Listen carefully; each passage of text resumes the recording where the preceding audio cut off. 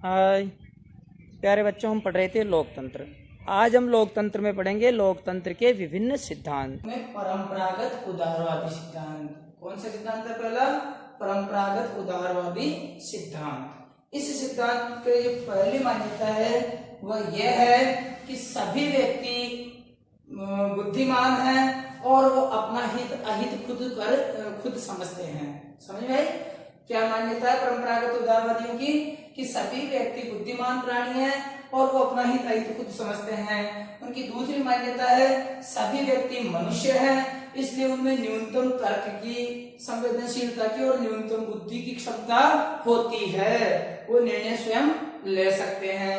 अगली परंपरागत उदारवादियों की मान्यता है कि शासन का गठन, सरकार का चुनाव होता है या सरकार का जो गठन होता है, शासन का गठन होता है, वो उदारवादी और लोकतांत्रिक प्रक्रिया से होना चाहिए। उनकी अगली मान्यता है कि शासन का संचालन जनता या जनता के प्रतिनिधियों के द्वारा होना चाहिए।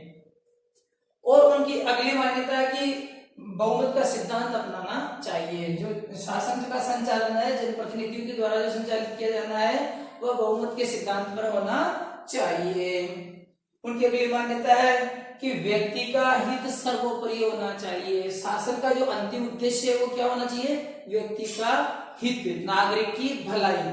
सरकार का या शासन का गठन का उद्देश्य यही है कि वो व्यक्ति का भला करें, व्यक्ति के हित के लिए कार्य करें। ये उदारवादियों की मान्यता है।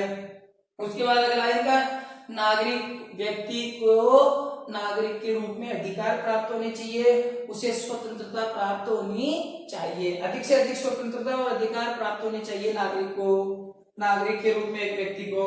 और निश्चित अवधि के बाद स्वतंत्र और निष्पक्ष चुनाव पद्धति की प्रक्रिया को अपनाना चाहिए। एक निश्चित अवधि के बाद दोबारा चुनाव किया जाए और जनप्रतिनिधियों का चुनाव हो निष्पक्ष विधि से।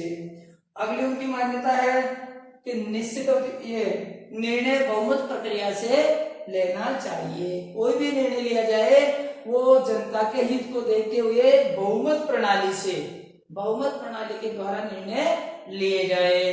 तो ये था आपका परंपरागत उदारवादी सिद्धांत। आपने लोकतंत्र संबंधी सिद्धांतों में पहला सिद्धांत पढ़ लिया था परंपरावादी। अब हम पढ़ रहे हैं लोकतंत्र का बहुलवादी सिद्धांत। इस सिद्धांत का मूल आधार बहुलवादी विचारधारा होती है, अर्थात सामाजिक राजनीतिक एक प्रकार से प्रणाली है जिसमें निजी समूह या हित समूह की भरपूर भागीदारी होती है। इसके बाद आपके विशिष्ट वर्गीय सिद्धांत। विशिष्ट वर्गीय सिद्धांत का मूल आधार है कि सत्ता या शासन का जो आधार होता है वह अभिजन वर्ग की विचारधारा होती है।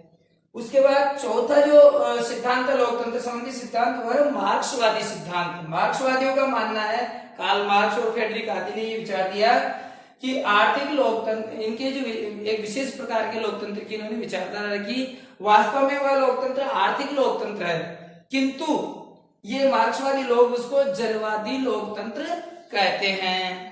ये था आपका चौथा सिद्धांत